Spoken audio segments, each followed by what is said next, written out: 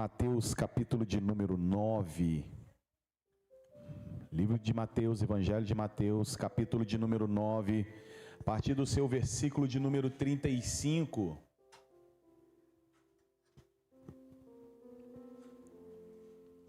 Deixa Deus te usar aí, meu filho.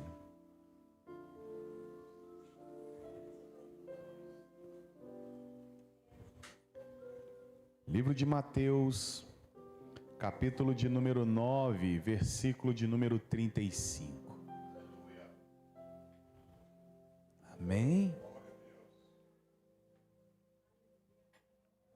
Aleluia. Deus é bom. E a fidelidade e a misericórdia dele dura para sempre em nossas vidas. Diz assim a palavra do Senhor: E percorria Jesus todas as cidades e aldeias, ensinando nas sinagogas, pregando o evangelho do reino e curando todas as enfermidades e doenças entre o povo. Vendo ele as multidões, tinha grande compaixão delas, porque andavam cansadas e abatidas. Diga comigo, cansadas e abatidas, como ovelhas sem pastor. Então disse aos seus discípulos: a colheita é realmente grande, mas os trabalhadores são poucos. Rogai, pois, ao Senhor da colheita, que envie trabalhadores para a sua colheita. Amém? Feche os teus olhos. Pai, nós te louvamos, glorificamos e adoramos ao teu nome pela oportunidade a nós concedida mais uma vez nesta noite. Continue falando aos nossos corações. Continue operando poderosamente nesta noite, assim como o teu povo te adora e te adorou através dos louvores. Fala conosco, Pai, que possamos ser impactados pelo poder da tua palavra. Seja o teu nome exaltado, glorificado e bendito nesta noite, em nome de Jesus. Amém e amém. Podeis se assentar, fique à vontade. Prometo que não vou me prolongar muito. Amém. A palavra do Senhor nos relata no livro de Mateus, como nós acabamos de ler, do capítulo 9 a seu versículo 35, a respeito da seara e dos ceifeiros. Jesus, pois, percorrendo uma das cidades e aldeias, conforme a palavra nos relata, ele podia contemplar a multidão que o seguia. E nós entendemos que quando se fala de multidão, nós começamos a entender que eram pessoas que estavam precisando de algo. Quando são pessoas que precisam de algo, nós entendemos que são pessoas doentes, pessoas com problemas pessoais, problemas financeiros, pessoas com problemas familiares, pessoas com seus vários problemas. E toda esta classe de pessoas, e principalmente pecadores, seguiam Jesus para ouvir um pouco do seu ensinamento.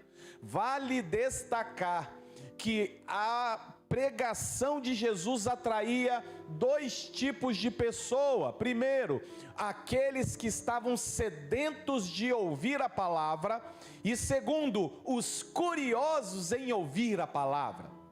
E quando nós falamos em dois tipos ou duas classes de pessoas, nós podemos entender que Jesus, ao pregar a palavra, orar pelos enfermos e eles sendo curados, ele podia ver que a tarefa ela era árdua.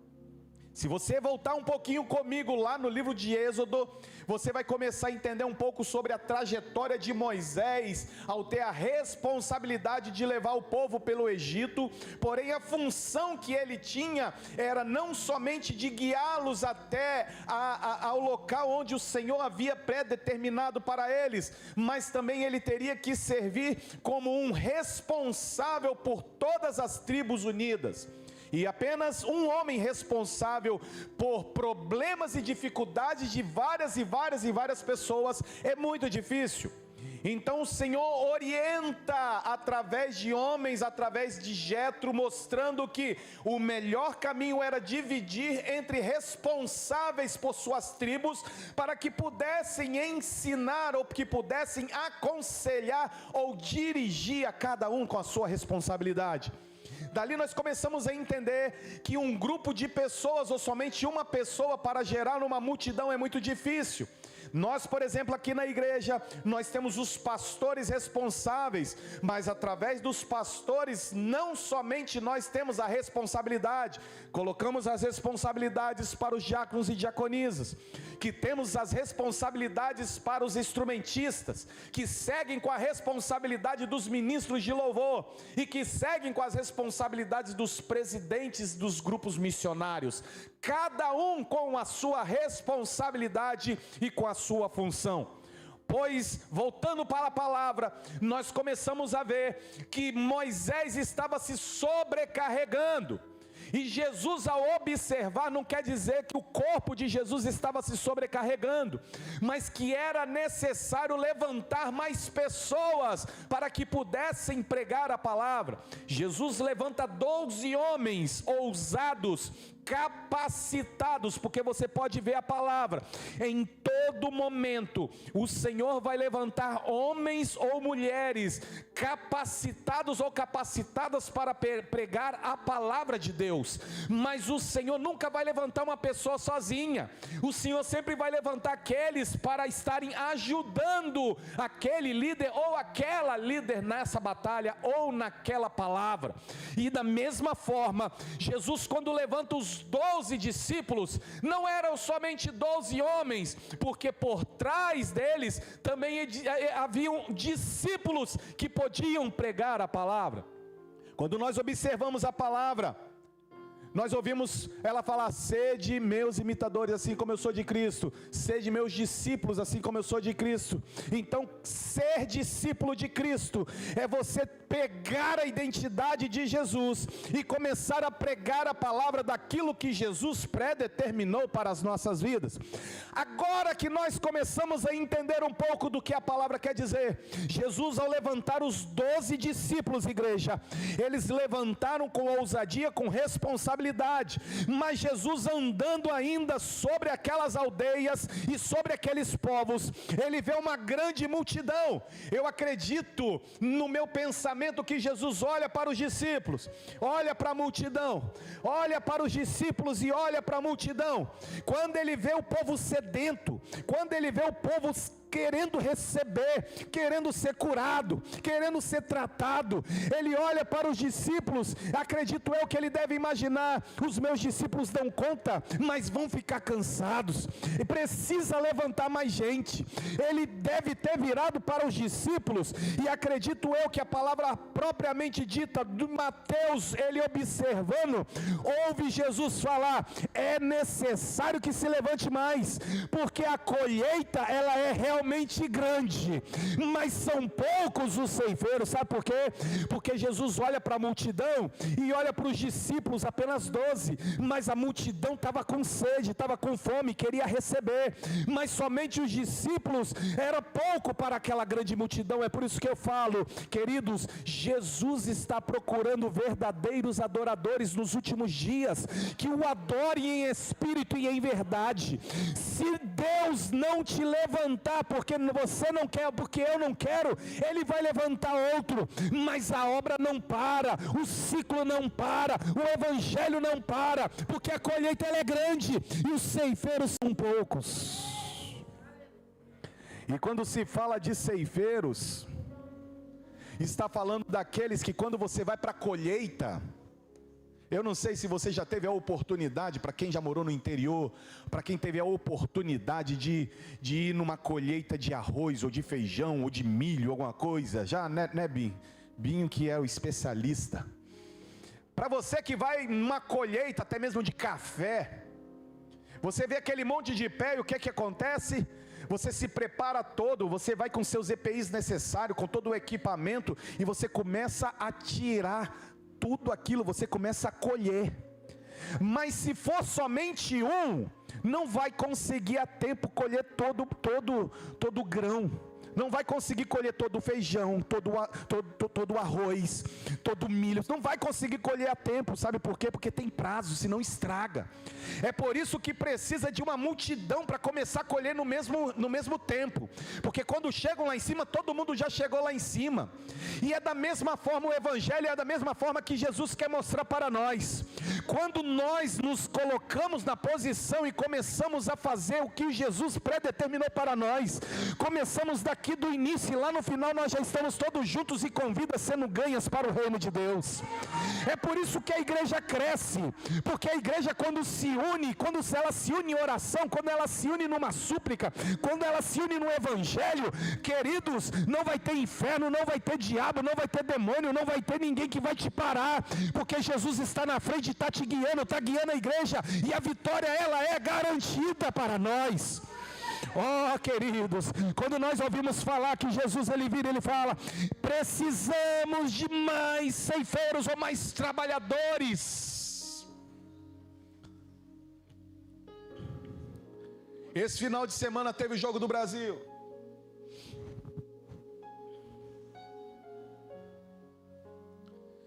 E quantos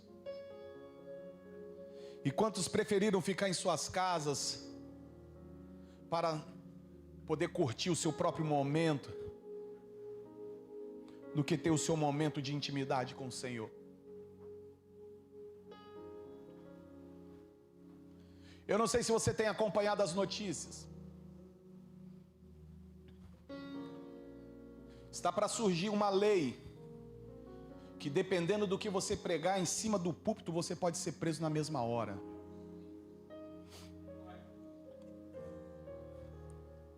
E eu havia falado isso há vários meses atrás, que chegaria um dia que a igreja brasileira seria perseguida de uma tal forma que muitos não entenderiam. O Senhor me deu uma visão há muito tempo atrás também, onde eu vi uma grande movimentação de gafanhotos comendo tudo pela frente. Mas estamos desapercebidos, estamos dormindo, não estamos ligados, porque as coisas desse mundo são mais prioridade para mim. Você sabia que lá na Nigéria, milhares e milhares de cristãos estão morrendo porque estão pregando a palavra? Crianças são retiradas de suas famílias e são queimadas vivas, mas não negam a fé e a palavra de Deus. Mas será que vamos trocar o Evangelho por algum momento que o melhor time para nós vai estar jogando? Ou o melhor cantor, a melhor cantora está se apresentando? Ou porque nós damos prioridade para as festas do que estar neste momento adorando ao Senhor? E eu digo isso nesta noite porque hoje é noite de posicionamento. A seara ela é grande. Quantas e quantas pessoas não ouviram esta palavra? E quantos precisam ouvir que estão do seu lado?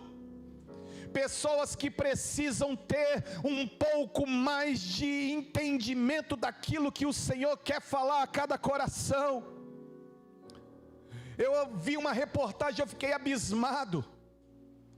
Um piloto estava ensinando para a sua aluna como que deveria seguir. Ele simplesmente falou: você já sabe de tudo. Ele simplesmente soltou do avião, pulou do avião, se matou.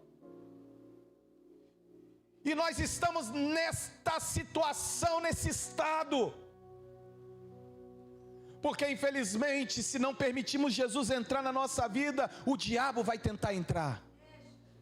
Se não deixamos Jesus entrar na nossa casa, o diabo vai entrar. Aí sabe o que é que vai acontecer? Nós não vamos entender, às vezes, porque o nosso filho grita, chora, responde. Nós não vamos entender porque estamos vendo vulto dentro da nossa própria casa. Nós não vamos entender porque sentimos calafrio ao entrar dentro da nossa própria casa. Ei, a nossa casa deveria ser um local de maior conforto e de maior segurança. Quando você entra lá, você deveria se sentir seguro, mas você não se sente seguro dentro da sua própria casa. Tem alguma coisa errada. Quando as coisas deste mundo acabam se tornando prioridade para nós, será que é um vício? Será que é um pecado de estimação? Será que é uma iniquidade, que é um pecado contínuo ao ponto de nós tornarmos ele como um pecado normal na nossa vida? Será que nós não vamos mudar da nossa história? Será que vamos sempre permanecer naquela história de sendo pecador, um pobre pecador, um pobre pecador? Porque o meu pecado, pastor, é um pecadinho, não existe pecadinho, é pecado, leva para o inferno. E quando nós falamos isso, queridos, nós estamos falando para uma geração que precisa se despertar. Antes da igreja crescer materialmente, ela precisa crescer espiritualmente. A mentalidade dela não pode continuar sendo mentalidade de uma igreja pequena, de que vem com poucas pessoas. É aquele tipo de situação: ah não, o que vier tá bom, é lucro. Ei, não é assim não. Eu quero ganhar o bairro para Jesus, eu quero ganhar esse município para Jesus, eu quero ganhar essa cidade para Jesus, eu quero ganhar esse estado, esse país para Jesus. Mas eu consigo sozinho? Não. Eu preciso do João. Eu preciso do João forte, espiritualmente. E mesmo se eu ver o João fraco, eu vou chegar para ele e vou falar: meu irmão, o que está acontecendo contigo? Eu estou aqui com você. Se eu virar para o Johnny e falar: Johnny, o que está acontecendo? É você ter empatia pelo teu irmão, pela tua irmã, e falar: ei, você não está sozinho nessa batalha, eu estou contigo. Sabe por quê? Porque a colheita ela é assim. A colheita ela é assim. Quando o agricultor ou aquele responsável pela colheita vê que está acontecendo alguma coisa com a planta, ele vai dar algum remédio para ela melhorar, para que nenhum bicho possa chegar, para que ela não morra cedo. Ele vai fazer a tratativa, ele vai tratar. É por isso que nós como igreja somos um hospital de Cristo aqui na terra, porque quando nós vemos o meu irmão ou a minha irmã que está totalmente enferma espiritualmente, eu vou segurar na tua mão e eu vou falar: ei, você não está sozinho, você não está sozinha, eu estou contigo nessa caminhada. Jesus vai mais além, porque quando nós abordamos falando um pouco sobre a seara, nós também abordamos um pouco sobre a chuva temporã e a chuva serôdia. E quando nós falamos um pouco sobre esses dois fenômenos, chuva temporã e chuva serôdia. A chuva temporã é aquela chuva que cai no mês no outono. Ela cai entre outubro e novembro, é a chuva fraca, é o primeiro amor, é aquela chuva bem fraquinha que é para molhar um pouquinho a terra, que é para você sentir que o Espírito Santo está sobre tua vida. É aquele primeiro amor que você já chega dando glória, você já chega dando um pulo, você já chega rindo, você já chega chorando, você chega com um mix de sentimentalismo que os irmãos não vão entendendo. Você até mesmo chega com a cara fechada, os irmãos falam: está emburrado. Não, é porque eu já estou chegando cheio da unção de Deus. É a chuva temporã, é a chuva que vem para tentar tratar. Porque na colheita são dois tipos de chuva. É aquela chuva fraca que primeiro vai tratar com a terra, para que quando colocar a semente, ela esteja própria para lá na frente você conseguir colher. Mas ela precisa estar preparada. Ei, já tentou plantar uma semente em terra seca? Vai frutificar? Terra seca é aquilo que eles falam, que é terra que está morta, não tem vida. E eu pergunto para você nessa noite: como está a sua terra espiritual? Como está a sua terra espiritual? Como está a sua terra do dia a dia? Como que você está hoje? Ah, pastor, hoje o meu termômetro está meio a meio. Pastor, hoje o meu termômetro está abaixo.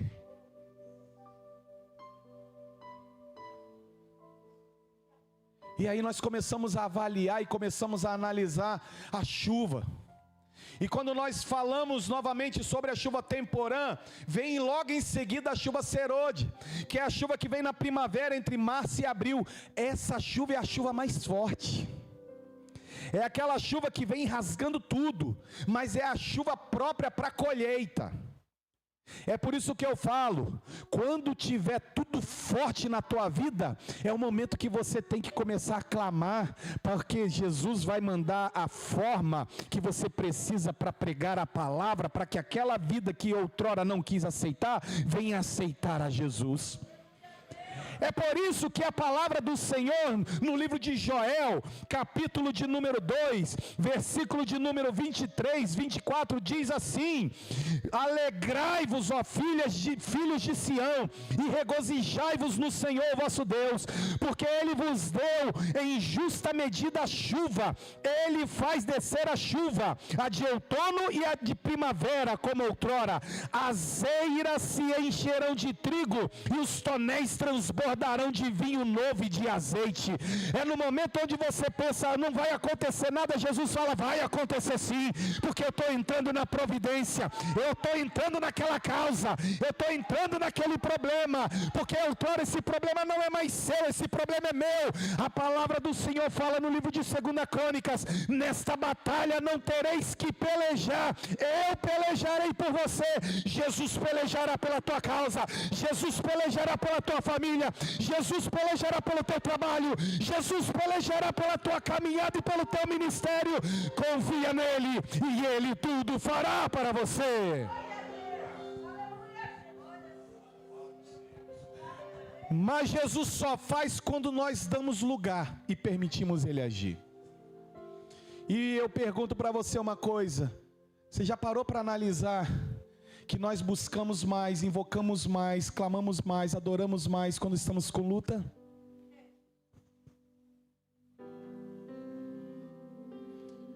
Fazemos mais campanha. E eu não digo para vocês que estão aqui, eu digo para todos nós, inclusive para mim.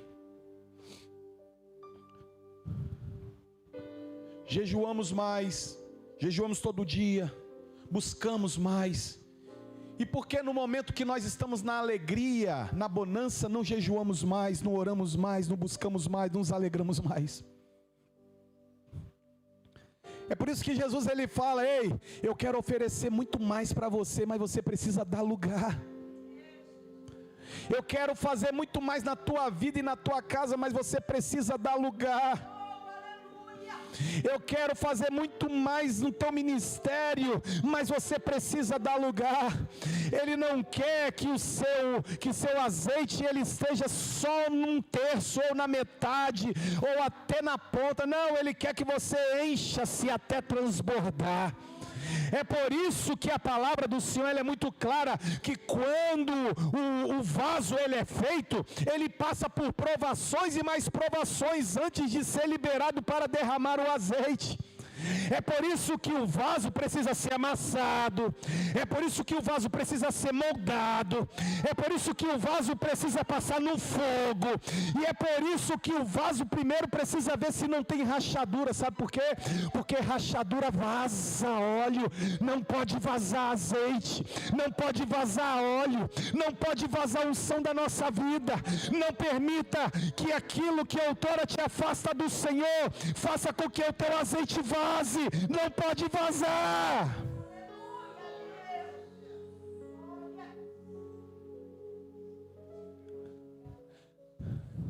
Jesus,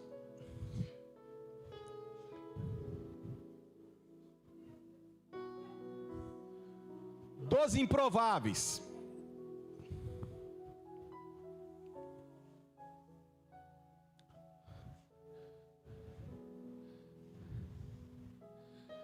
doze aos olhos humanos incapacitados, Pedro impulsivo. Tem aquela série The Chosen, né? Acho que eles colocaram Mateus como se tivesse um TDAH extremo. É? Você riu porque você assistiu. TDAH estourando. 130, 140% de TDAH.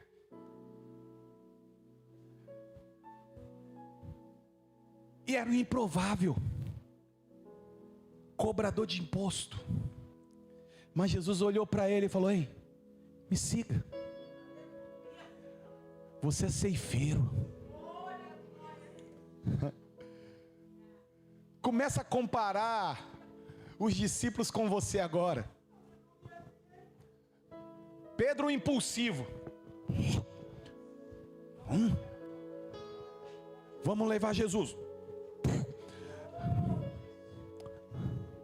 Pedro, antes que o galo cante 3 vezes, você vai me negar. Eu, Senhor.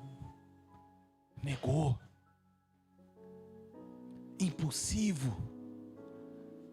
Pecadores. Falhos. Mas Jesus escolheu cada um deles.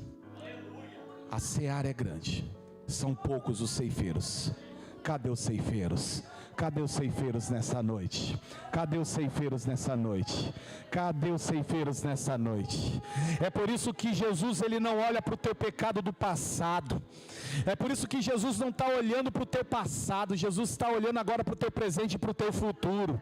Porque o teu passado já ficou para trás. Ah, pastor, eu já matei, já trafiquei, já cheirei, já prostituí, já fiz isso e já fiz aquilo. Ei, Jesus não está mais olhando para aquilo que você cometeu. Se você já pagou, já está pago.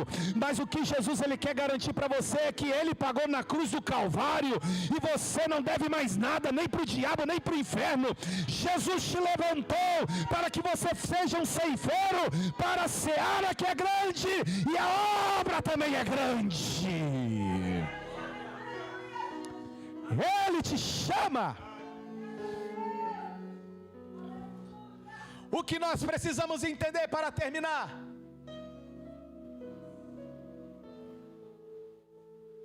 O que nós precisamos entender?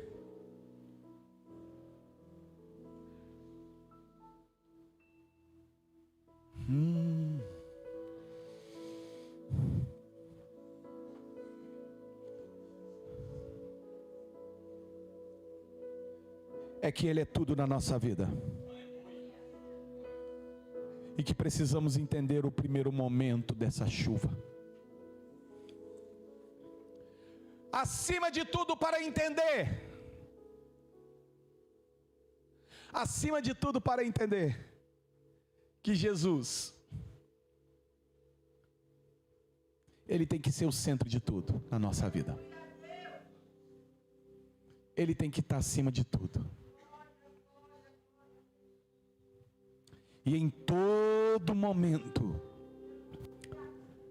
que possamos entender que esse chamado não foi para ontem. Mais uma vez eu quero falar para você, Jesus está voltando. E assim como foi pregado no último culto, eu quero perguntar para você: se o noivo vier hoje, como estão suas lamparinas? Será que estamos preparados para quando o noivo voltar? Ou será que vamos continuar desapercebidos, desligados, desligadas, achando que ainda não é tempo? E Jesus fala nesta noite para alguém aqui neste lugar, que Ele te trouxe aqui para você entender que a obra que Ele tem na tua vida não acabou, que Ele tem um chamado para você, e que tudo aquilo que Ele colocou, Ele vai continuar te chamando, mas é preciso se posicionar. Igreja, a seara é grande, mas precisamos estar preparados. Eu sou o improvável. Talvez hoje eu nem estaria aqui, mas Jesus me escolheu.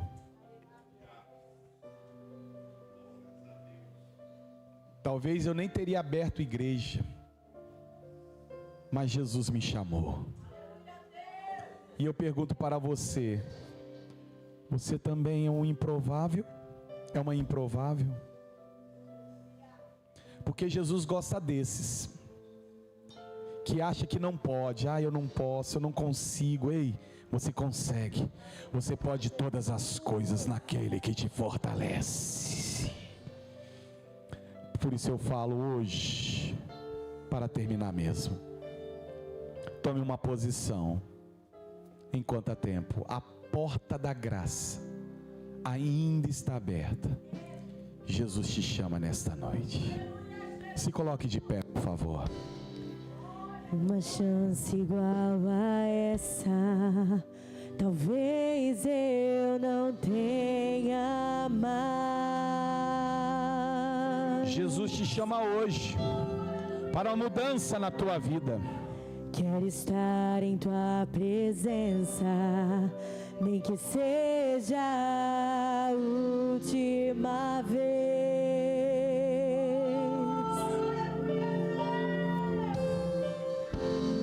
Se tiver que gritar, eu gritarei. Se tiver que chorar, eu chorarei.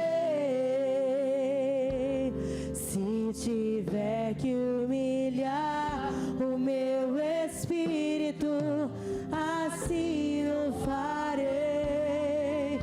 Me dá mais uma chance. Eu quero nascer do teu espírito. Eu quero matar minha carne,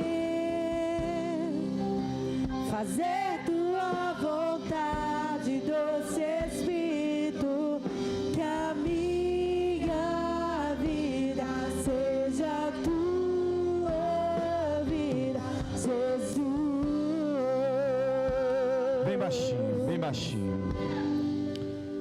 Se você nesta noite quer tomar uma decisão na tua vida, de aceitar o reconciliar com Jesus, a seara é grande, Ele te chama, ceifeiro, ceifeira. Jesus está te chamando para um novo compromisso com Ele, e esse compromisso é hoje, é agora, não é amanhã. Ele te chama agora. Saia do seu lugar e venha aqui à frente. Se você não tem força, peça alguém para te trazer.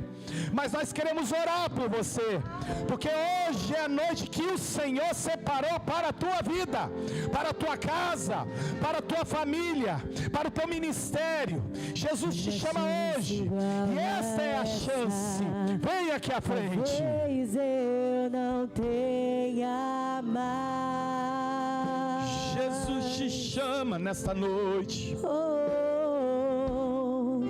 Quero estar em sua presença, nem que seja a última vez.